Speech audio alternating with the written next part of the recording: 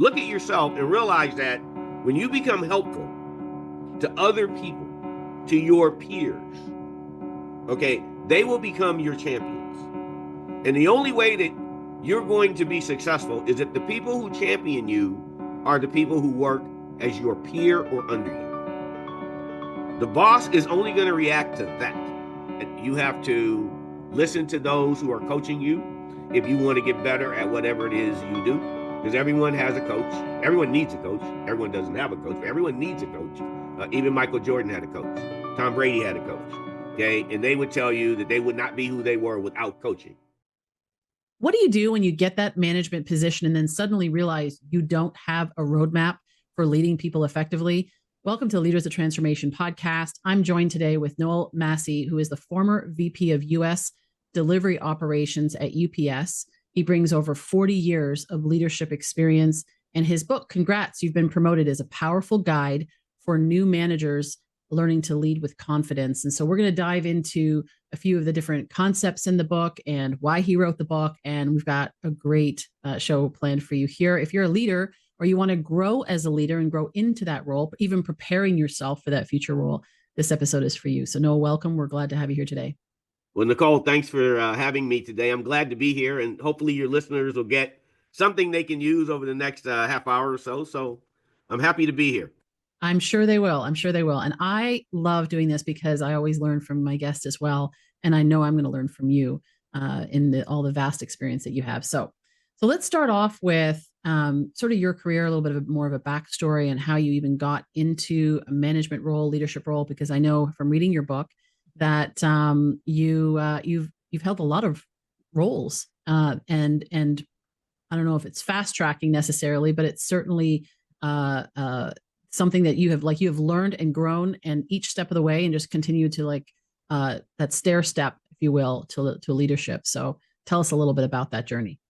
Yeah. So thank you for that. I think most people, I would say by and large, no matter what they do, whether they went to college or not went to college, doesn't matter actually, don't project themselves into a leadership position as they go from being a teenage person to a young adult, et cetera. Just typically, that's not been my experience. What happens is they travel a path. Doesn't matter what the path is, and for some reason they get bitten by the bug of being a desirous of a leadership position. That's one way. Another way is people see that they're one of the best employees. They work hard, they show up, they're reliable, the manager loves them, blah, blah, blah. And then there's an opening for a supervisory position in some way, shape, or form, and they get tapped to do it. Now, having said all that, what they didn't go to school for, what they didn't learn is how to lead. Because I'll help you with this. There isn't that. Okay. It's kind of a sink or swim narrative. And just because someone has a degree in business management or a Bachelor of Science degree in business management or whatever, that doesn't mean they're equipped to be a leader. It just doesn't work that way. The other thing is, no matter whether it's a donut shop or a Fortune 500 company or a hospital or a law firm, here's one truism in life. Every single organization, 100% of them has someone in charge. Someone's the boss. Hopefully. Someone's going to lead. And quite frankly, Yes. Even if you had a group, someone rises to the leadership position. So whether it's an electrician company, plumbing company, air conditioning company, furniture company, Fortune 500 company, someone's the leader.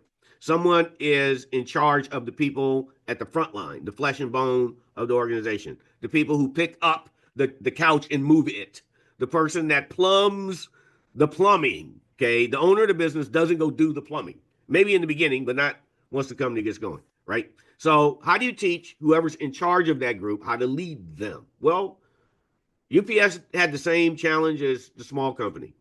We had baby boomers retiring at a huge velocity. We had Gen Z and millennials taking over. We found ourselves with 30-year-olds, 29-year-olds leading 50 and 60-year-olds. And if they were going to be successful, we were going to develop them as we had done in our history. I'm a great example of that. I wasn't the smartest person in the room. I just had great mentors and people who cared enough to mentor me. And it was actually culturally built into the organization. And so the book, I ideated it uh, about 10 years ago because of those phenomena. And then once I actually retired, it took about 3.5 years, and finally it was done. And it's gone to the whole point of communication, value building, tactics. I've gotten some great feedback from some managers, business owners, and supervisors about how beneficial it's been to them. But my journey at UPS started when I was a college student, going to San Jose State, electrical engineering, no different than I think a lot of people. And I needed a job to get through college. UPS was that job.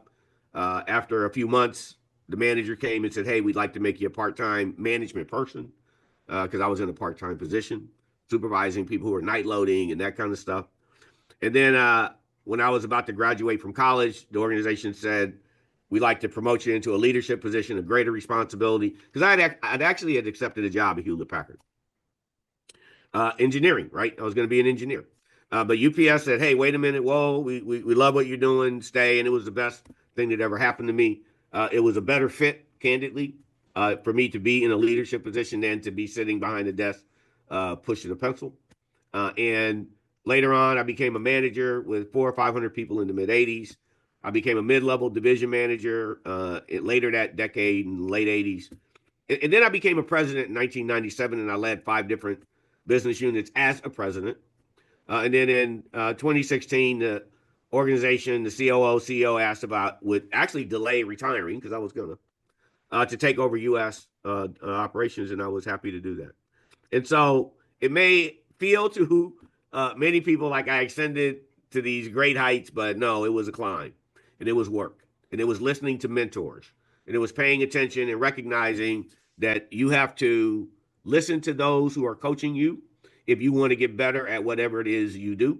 Because everyone has a coach. Everyone needs a coach. Everyone doesn't have a coach, but everyone needs a coach.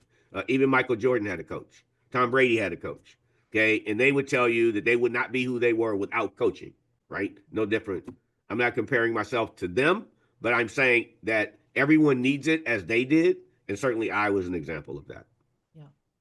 Well, and the funny thing is that like a lot of us aspire to those, those places of leadership, like you were saying, young people, they're like, I want to lead this company one day. I want to do this. I want to do that. A lot of times though, we're not willing. Like I was 16, 18 years old, and I thought, okay, I want to get into business and I'm going to be successful. By the time I'm 21, I'll get to this level. And by 25, I'm going to be here, and then I'm going to be there, and it'll be all gravy and good and everything. And it didn't quite work out that way. And then reality hits, right? And Yep. so a lot of us are not willing to do, like, we're not prepared, right? We're not prepared for the journey, and we're willing to do the tough things. And that's where we get impatient. Yes. And one of the things that I picked up as I was reading about your journey is the patience. You mentioned about mentorship. So there's humility in listening to others, giving feedback and honest feedback, taking that and making the adjustments that you needed to make to be able to be in a position where UPS said, hey, wait a second, don't go anywhere else. We want you here. There's certain things that you did, and you showed up in a certain way. So can you, as you reflect back on that, like, how did you show up? Whereas maybe there's some young people perhaps, or somebody that's like maybe older that's listening to this podcast, but they can share it with their young, son or daughter who's just starting out in life, and give them some nuggets for like how to show up in those early jobs that sets you up for success going forward. The most important thing that an organization wants to know about someone that they have recruited to be in their organization, even before the concept of leadership is discussed, is that person is willing to be a team player and invest in the organization in a way that helps not just themselves be successful, but the people around them.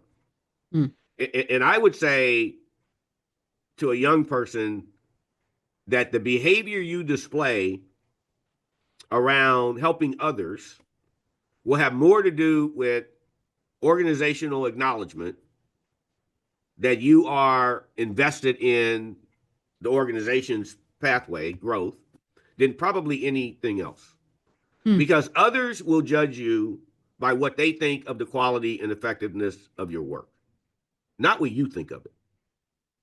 And that is a point I would make often with young people. I'd say others are going to judge you by what they think of your work. That just makes sense. You judge other people by what you think of their work, not what they think of it. Okay, so look at yourself and realize that when you become helpful to other people, to your peers, okay, they will become your champions. And the only way that you're going to be successful is if the people who champion you are the people who work as your peer or under you. The boss is only going to react to that. That's just mainly the way it works. You know, there's very rare exception to that. And so I would say that, and it would resonate, you know, and you couldn't just do it once. But I heard that very early in my career. I'd say I heard that when I was in my really early 20s, 22 or 3, right? And I never, obviously, if I'm sitting here talking about it now, I've never forgot it, right? The other thing I would say to a young person is, if no matter what you engage in, you're an accountant, you're a plumber, you're a welder, doesn't matter. You join a company, find out who the best person is. When you say who's the best, everyone's going to say, "Oh, Nicole, she's the best."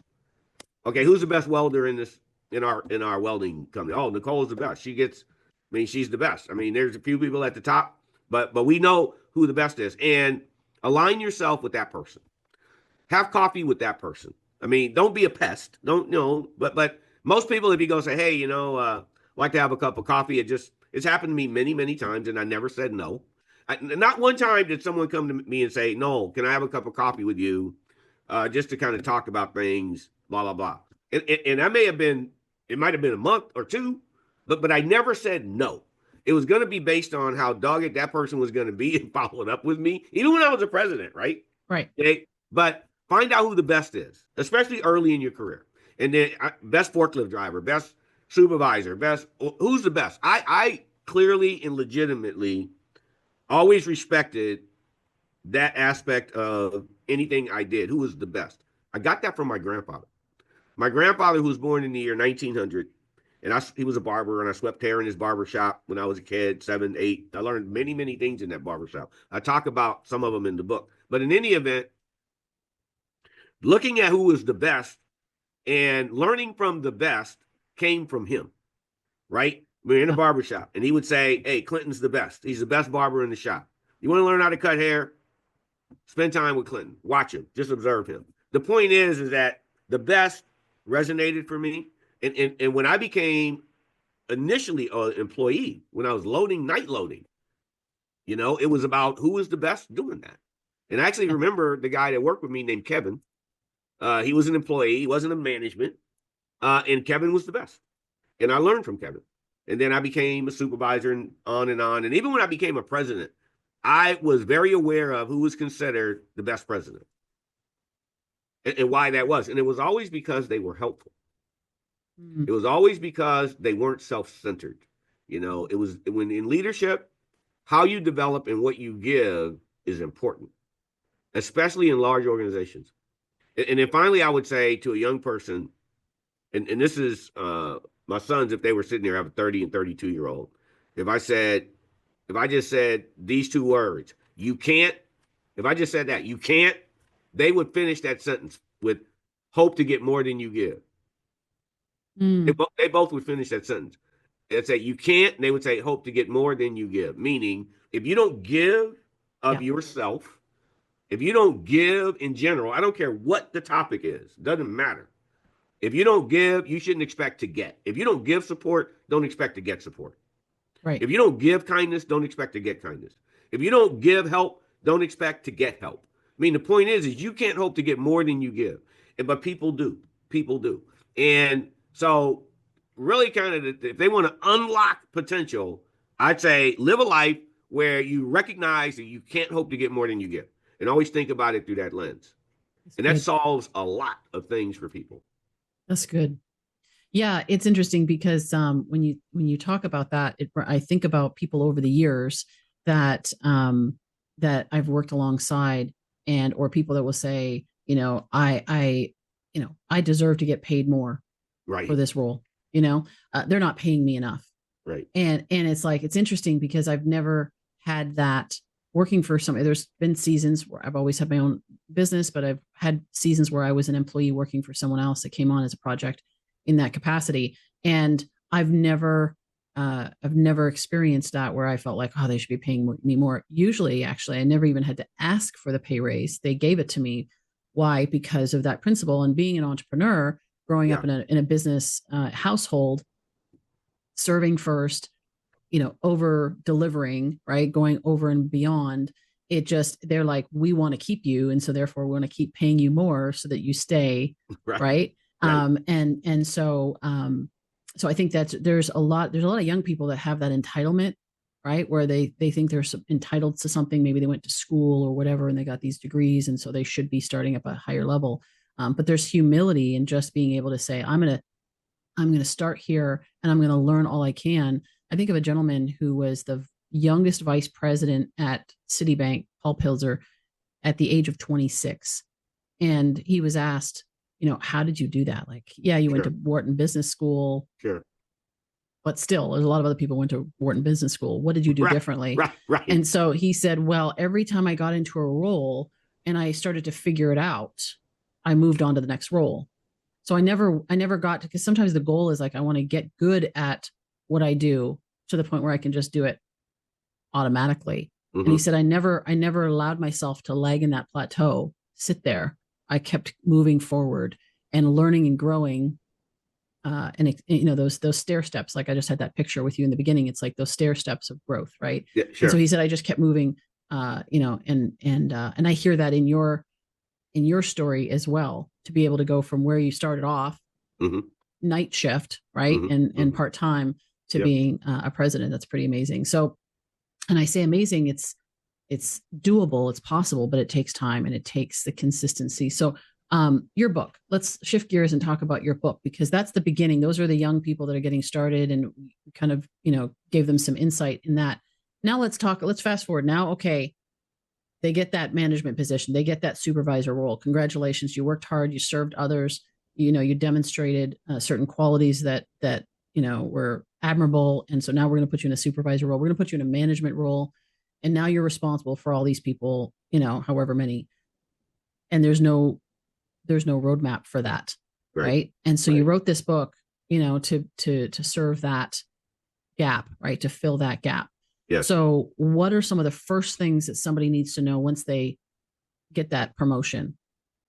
One of the things, I want to go backwards just for a moment. You said some things that play into this that were pretty profound when you talked about young people and expectations, and they have a degree, blah, blah, blah. And then you talked about the individual who at 26 had achieved unusual success. And so the point that I want to go back to for a moment is you covered a couple things that play into, you got promoted. Okay, what type of thing? And all of it goes to controlling what you get to control, right? The person you talked about that was 26 and had achieved that kind of success, it wasn't any different for me. I was a manager with 500 employees under me at 26. My average peer, when that happened, was in their 40s, right? When I would go to manager meetings, and there'd be 60, 70 managers in the room, in the conference room, I was the only one under 30 in the room, right? And I had like 500 employees, under me at that point. The point is you only get to control one thing in your life, and that's yourself. Yeah. You don't get to control how anyone else sees you, thinks about you. You get to control how you behave. And then they will come up with their own perspective. The person you talked about at 26, when others looked at him, they saw something different. So his career looked different, right? And they saw an investment he was making in his own development. So the book, Congrats, You've Been Promoted, is exactly about that. It's saying to the young person, you get to wake up every day and choose to invest in your skill set or not. That's not the organization. Okay. You get to control your behavior, right? You don't get to control whether you get promoted to the next level. You got this promotion, this initial promotion, whatever, right? You got that promotion. You don't get to control any promotion you're ever going to get. Someone else is going to make that decision. Okay. You get to influence their decision making by how you invest in your development and learning how to be a great leader, right? Mm-hmm. Right. A great leader. That's what you got promoted into a leadership position. Now, what are you doing to become great at it? And here's an absurdity. If you said to me, I'm going to take up skydiving. I've never done it, but I want to do it. I want to learn how to do it. Take skydiving. Okay, here's what you wouldn't do. You wouldn't go just buy a parachute, go rent an airplane or a pilot to fly you up and say, I'm just jumping out of this thing with no instruction. Be one shot. You wouldn't do that. Yeah. No one would do that. No, well, maybe somebody would, but that's just not normal. Okay. It's not wise. That's right. And skydiving is way easier to do than leading 500 people. Yeah. It's way easier than leading 6 people. Yeah. Yet, when you ask the person leading 6 people, show me, don't just tell me, I don't want to talk about it. I want to see the tangible investment you made. Show me the book. Show me how you practice. Show me the exercises you go through in role plays when someone's coming at you hot and they're screaming. How do you de-escalate? How do you de-escalate them? What are the important behaviors you must show in the blink of an eye to bring them down? Yeah. Show me how you're learning that. And it's always, they're not. In my mind, the ones who really lean into it and say, I'm going to lean into this role I accepted. I'm going to learn, because here's what you can't do. You can't read experience, okay? There's no book in the world that says, hey, read this book, and you will have the experience as if you skydove 500 times. It doesn't exist, right? Right. Doesn't exist, right? I mean, so in everything in life, you have to learn how to do it. But I'll tell you, the thing that happens for CEOs, general managers, that's why you have executive coaches. Think about it. They're executives, and they go, I need an executive coach. I actually have a couple of people in that bucket in my life, right, where I'm coaching them. But the point is it's just not natural to say, I need someone to develop me. I need to be developed, right? So you have to lean into it and develop yourself, right?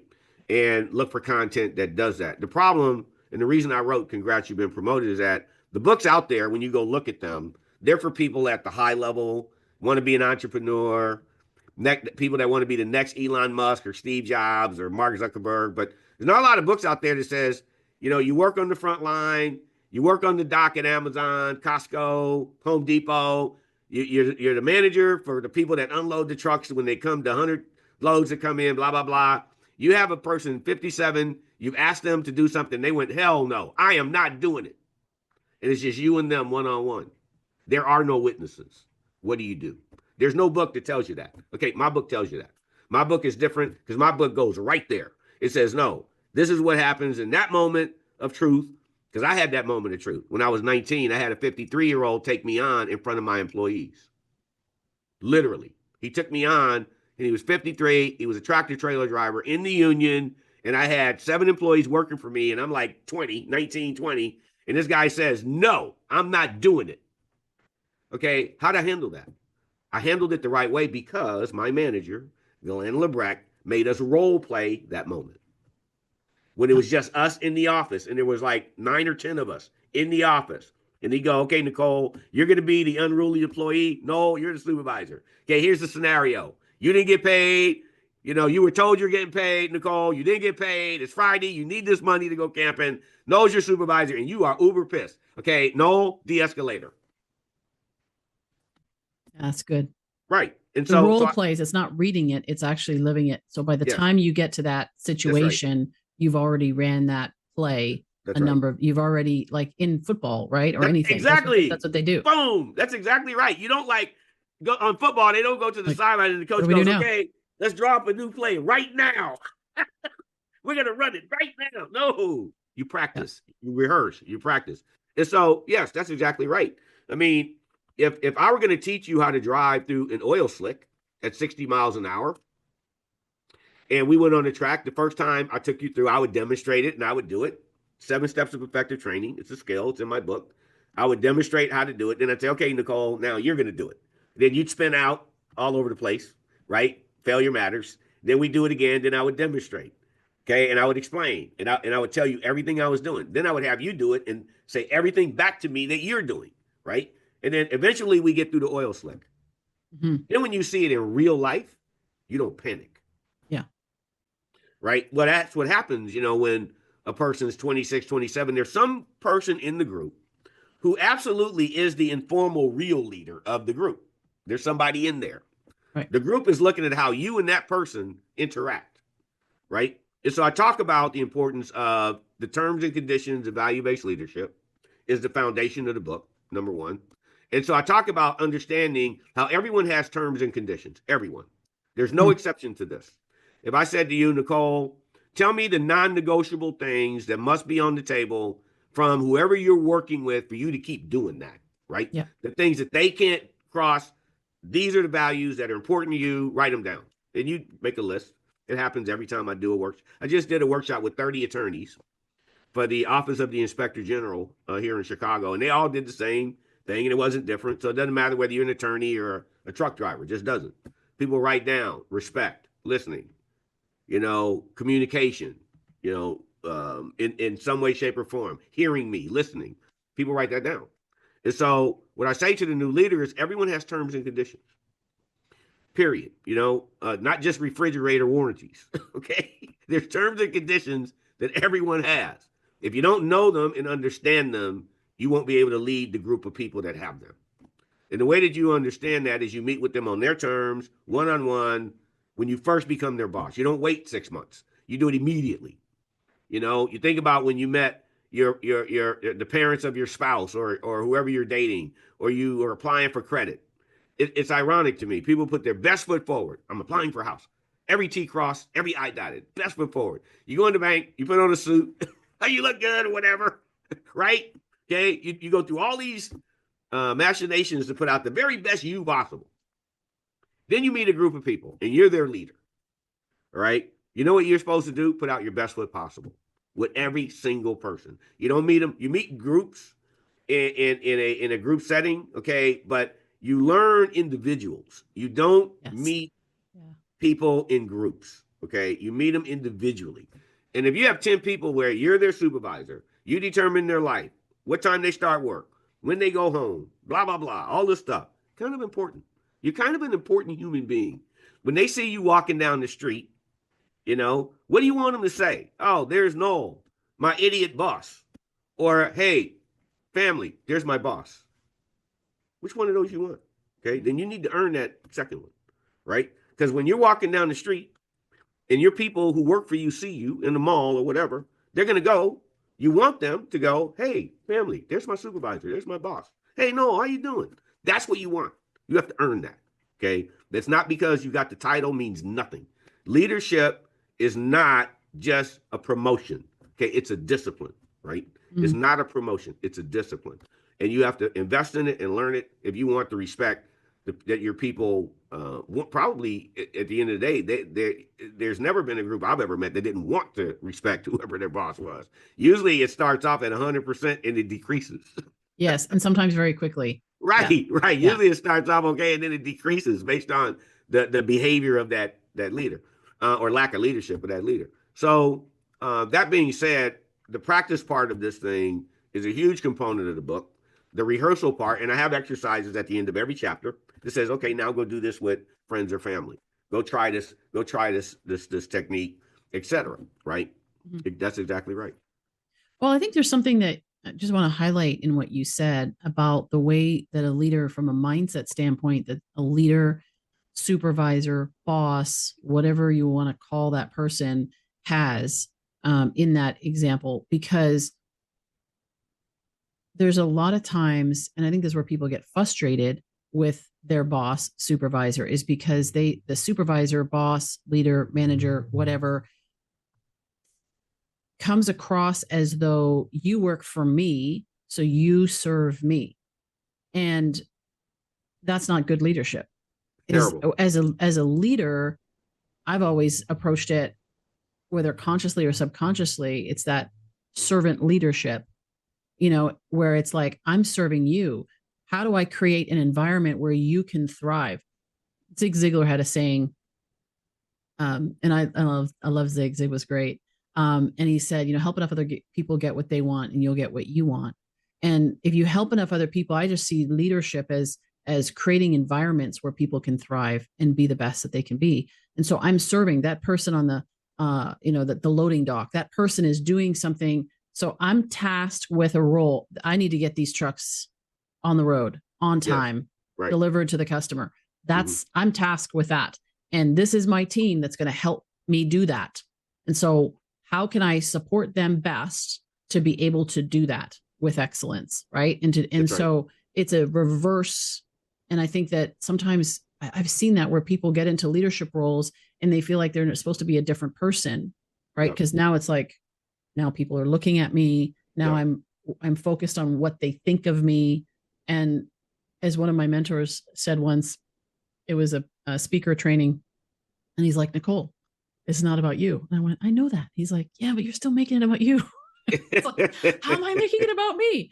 Yeah. The interesting thing is that when you forget about yourself and you focus on the audience or you focus on your team, right? You make those connections, you take interest in people and you learn about them. And it's like, I'm seeking to understand. It's a principle. That's what I heard in what you were saying, in terms of how that leader is literally thinking through that process of going to each and every person, learning, seeking to understand so we can best lead, AKA serve them to be the best that they can possibly be. That's exactly right. You think about, in sports, there's a direct relationship, and it's really immediate for coaches with failure. It's immediate. Basketball team is 0-30, right? Okay, I tell you right now, that head coach of that basketball team probably isn't going to get to the end of the season. Okay. Yeah, they don't fire the players; they fire the coach. Exactly. Right. You can't fire the team. Okay, so you look at even with football, you look at coaches that go to teams like recently, and I'll use some recent occurrences like the New England Patriots. Mike Vrabel goes there. They were struggling. They've been going through drama since Tom Brady left. Makes sense. Okay. But anyway, he stabilizes the organization. He coaches. He's on the field. And then you hear why. People go, well, he's a player's coach. Okay, well, what does that mean? He gets his hands in the weeds. He gets on the field. He will show you how to block. He will show you how to play the position. He serves the team because it serves the greater good. And the big mistake that so many leaders make is when you hear servant leadership, they go to this, well, that's kind of soft, and you're saying that because you don't want to hold people accountable, blah, blah. No, the easiest way to hold someone accountable is when you personally teach them something. Yes. Because now you know what they know, right? Now you can support their growth, right? That's the best pathway to accountability. And so when I talk about engagement in the 7 steps of effective training, is about that. And I say, okay, how many people work under you? But if they don't come in, you can't do their job. It's easy to understand that. And honestly, that happens to everyone. Whereas the bigger the organization is, the more likely you are to see situations like that. But here's the thing. You don't need to know Nicole's job 100% in order to support Nicole 100%. Yes. You don't need to know Nicole's job infinitely in order to know some of it, right? You can go sit down with Nicole if you're doing your job as a leader and you're developing her the way Mike Vrabel's developing the defensive line of the Patriots. You can sit down with her and say, tell me the most important things to you in this assignment you have. What are the biggest issues you have in this position you have? And it's really important to do that with the frontline person. I mean, when I was a president, I would walk the floor. And it wasn't to dismiss the manager or the mid-manager, but I'd go to the 30-year driver or the 3-year driver, and I go, so tell me how things are going. How you feeling today? What's up? And they don't hold back, right? There was nothing political about what came out of their mouths, right? They're in the union. They were Teamsters, okay? And I would go to the supervisors, and I'd say, but it became very well known that I would do that. Yeah. Right? So it wasn't special, right? So what did the managers who worked, the CFO, the CIO, the director of human resources, what was their behavior? They did the same thing. So it was important that the unit that was in charge never put themselves above the people that got things done. Yeah. And it was important for us to show that. And quite frankly, on our worst day, we were great as an organization. And that wasn't because of me. It's because the guy who founded the business, he built the culture of the organization. Yeah. to do that, right? So when I started, it wasn't optional. When I was 20, okay, it wasn't optional. So it didn't change when I was 50. Yeah. Because culture in an organization is built at the top, it's executed at the bottom. Yes. And James E. Casey, the founder of UPS, he understood that as well as most people understand that water is wet.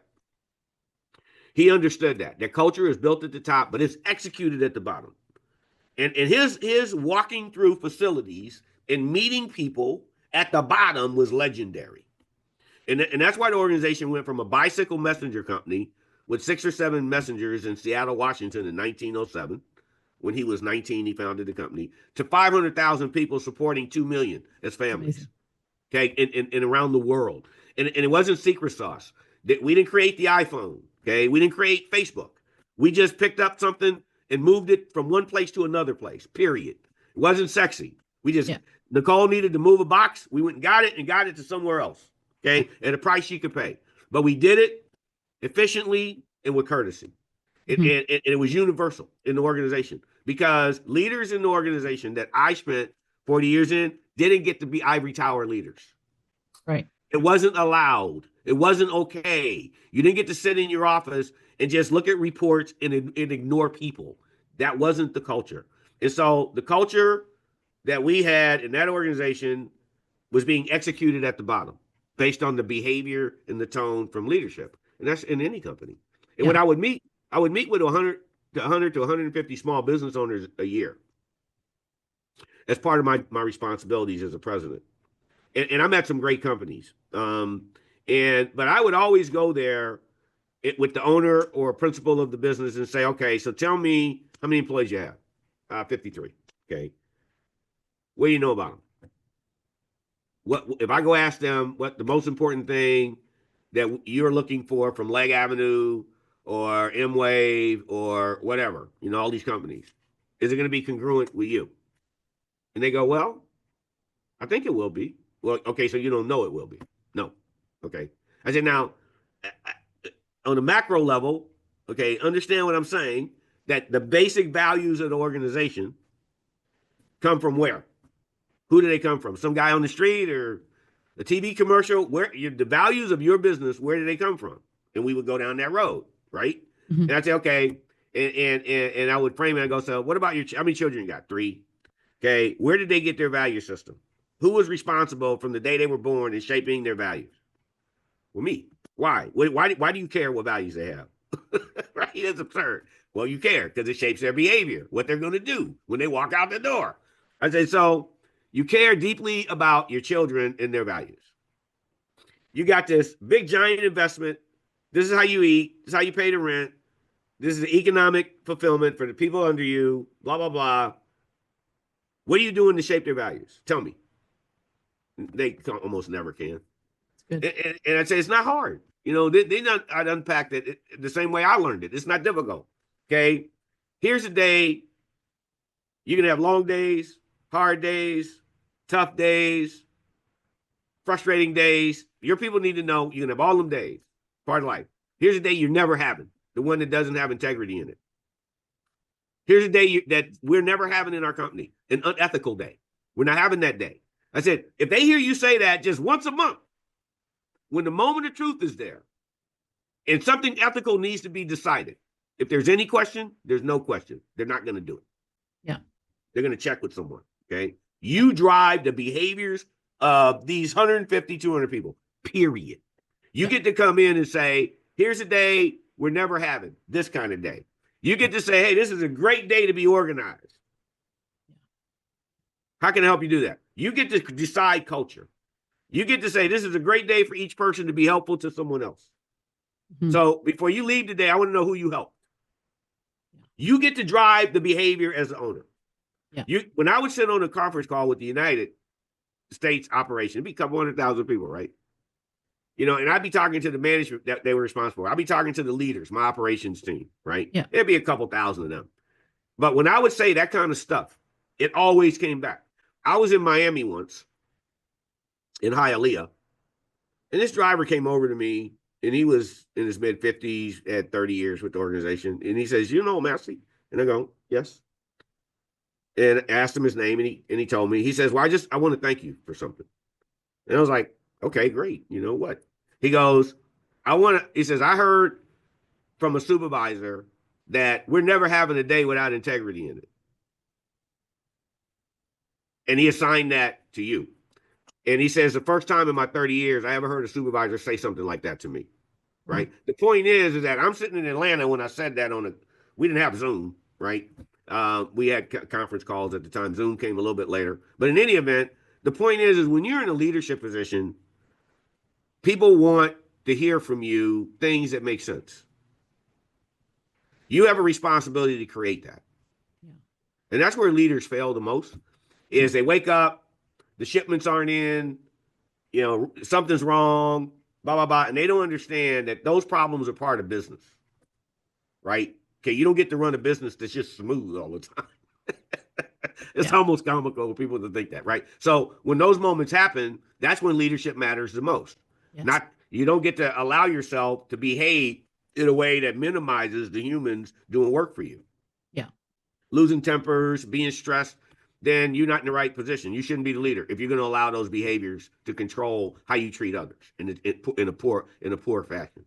Okay, so and the most important thing about everything I just said is that none of it's rocket science, none of it's complicated. Leadership isn't rocket science, but it is a science. Yeah. And people just, what I typically find are individuals that won't invest in developing themselves at the end of the day. Yeah. Well, it's going beyond like when we're kids. And I think even you mentioned about the analogy of like the guy with the kids.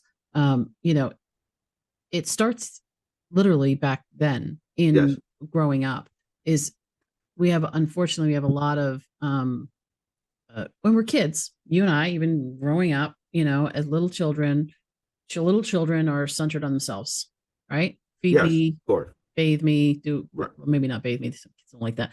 But feed me at least and take care of me and put a roof over my head kind of thing. Like that we have our needs, right? We're like focused on us. At some point that needs to change. So we start to look and we start to learn how to share our toys with our siblings. We learn to share with others. We go to school, we learn and so forth. And so it's a progression. It starts actually there in the house in terms of the way that we see ourselves. I'm all about transforming the way we see ourselves, others, and the world around us. So my perspective on myself, my perspective on others, and that's where the seeking to understand and all of that. But it's like so leadership is a progression, and it's in the way I look at it, it's like learning to get outside yourself. Yeah.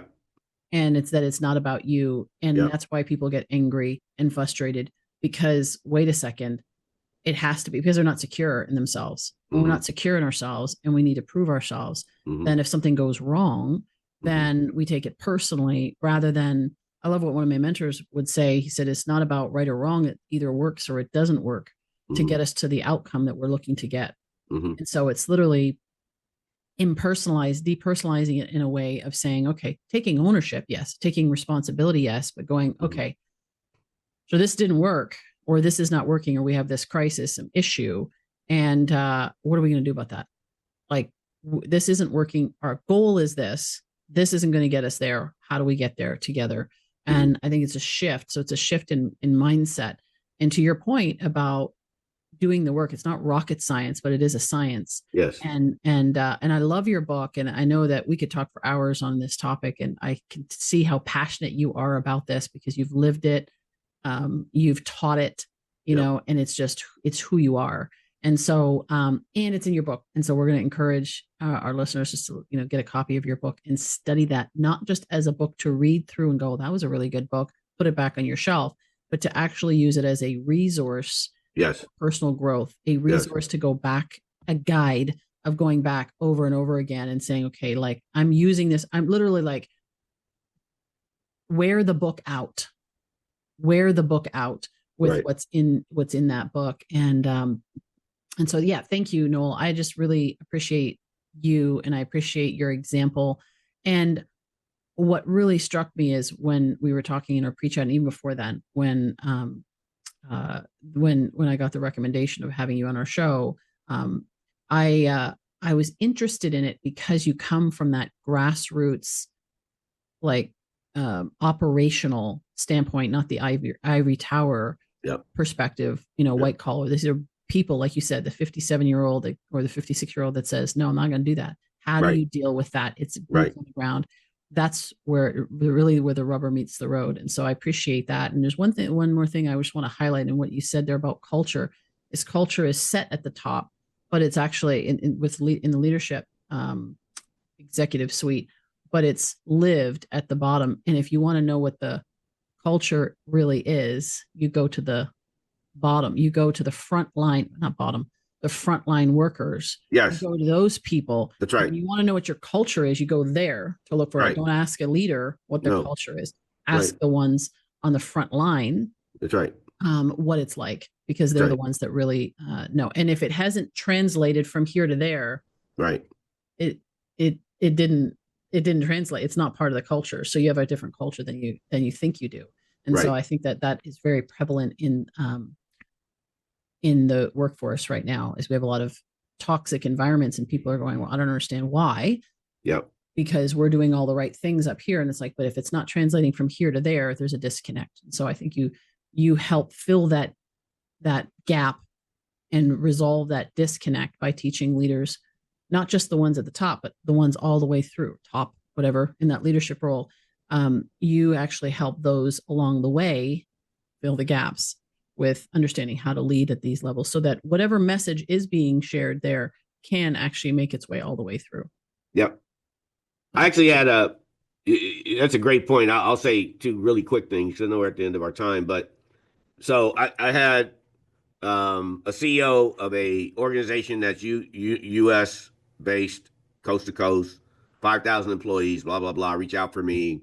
He read the book like 4 months ago in the pre-order phase, and gave me a call, and we talked, and same thing happened. I said, so tell me what's important in the organization. They're failing miserably. What's important to you? He just became CEO like recently, 6 months. So it wasn't he didn't fail the organization. It was failing when he stepped in, and his role is to turn it around, bottom line. So anyway, so I asked him that. I said, so you're going to let me just go out in the organization anywhere I want, talk to anybody I want, right? And then I'll come back and you and me will have a conversation. And I did that. And I met with employees and janitors and drivers and managers and general managers and the whole kit and caboodle. I just kind of did a walkabout. In Australia, they talk about a walkabout, right? I did a walkabout. And because he couldn't do a walkabout, right? He couldn't do a walkabout. So he brought me in, and I immediately dismissed or dispelled any fears they had as an organization, because the employees had none, but with the management team. Anyway, when it was all over, the culture he wants to create in the organization doesn't exist, obviously.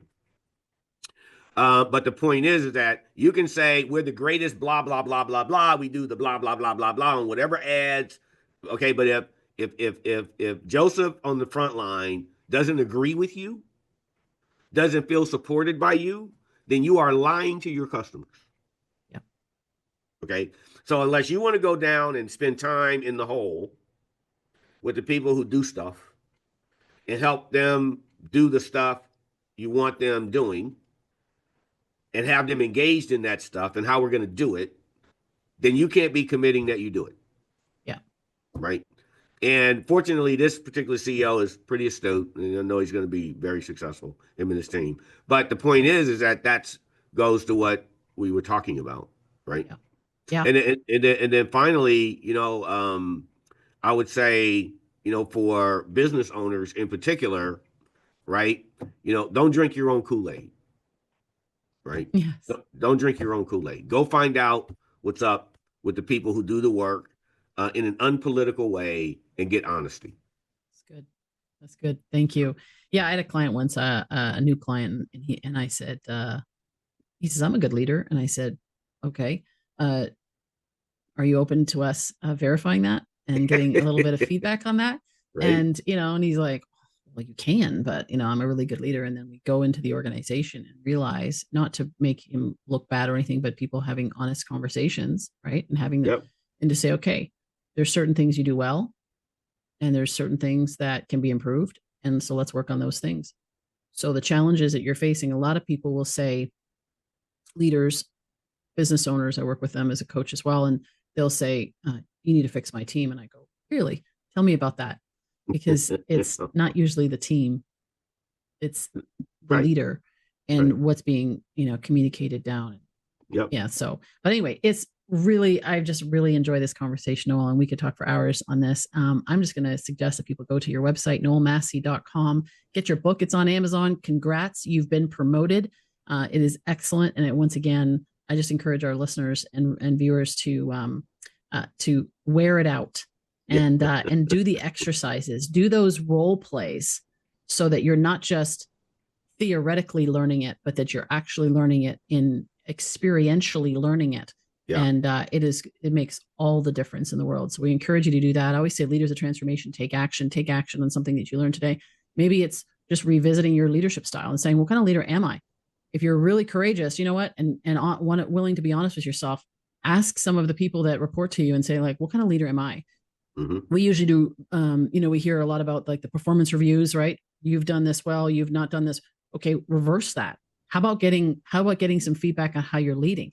Yes. And that will be very insightful. And there's so many reasons why that's actually really effective, even just helping people realize that you got to be willing to listen to that though. So that's perhaps that's a whole other podcast to talk about that. It's also in the book. So I encourage you to do that. And, leaders of transformation, take action, do that, do something with what you've learned here. And we'd love to hear your stories. You can go to leadersoftransformation.com. Of course, you can find us all on social as well. And we'd love to hear from you. So thanks for being here. We look forward to seeing you next time on the Leaders of Transformation. Have a good day.